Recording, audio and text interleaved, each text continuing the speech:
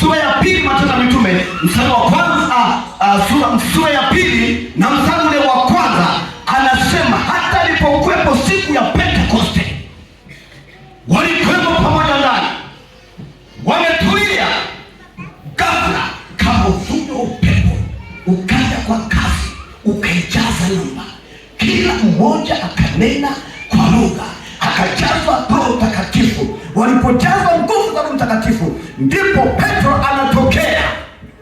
Uweza wa nguvu za Roho Mtakatifu ukaanza kutenda kazi. Kumbuka, Roho Mtakatifu ndiye mtendaji mkuu kwa mambo ya rohoni. Bwana Yesu asifiwe. Apewe sifa Mwokozi. Roho Mtakatifu ndiye mtendaji mkuu, na pasipo Roho Mtakatifu huwezi chochote, huwezi chochote.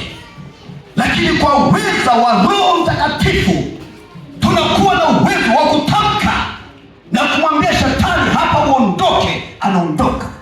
Hakuna ubishi. Petro alipotokea pale, injili ikahubiriwa, watu 3,000 waliokoka pale hiyo siku.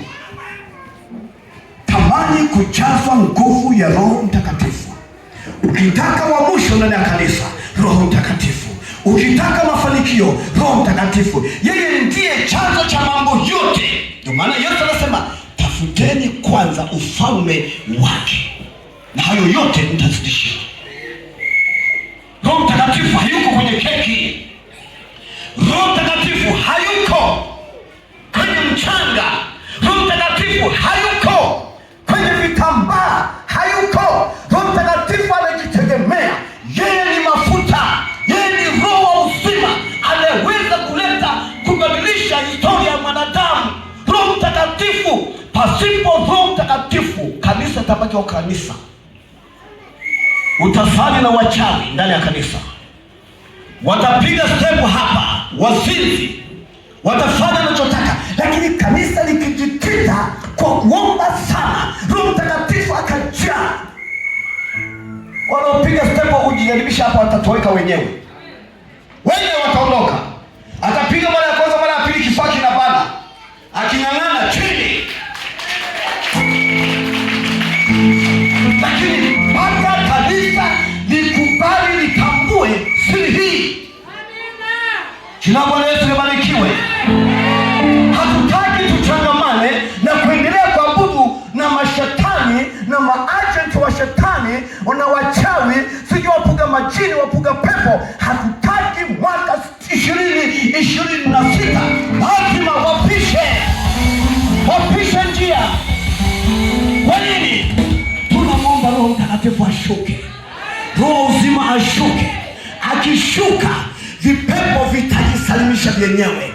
Akishuka mizimu itaondoka yenyewe. Akishuka baraka zitashuka zenyewe. Akishuka tutamwona Bwana, tutaabudu pamoja na malaika ndani ya kanisa. Maana Roho uzima akishuka, nguvu zake zikishuka, utaona vilema wanatembea, viziwi wanasikia.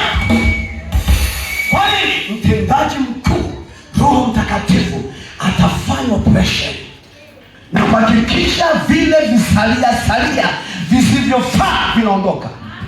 Atasaidia maisha yako, utatembea salama. Mama, binti, mirusi itapungua kama sio kuisha, maana shetani yupo naye.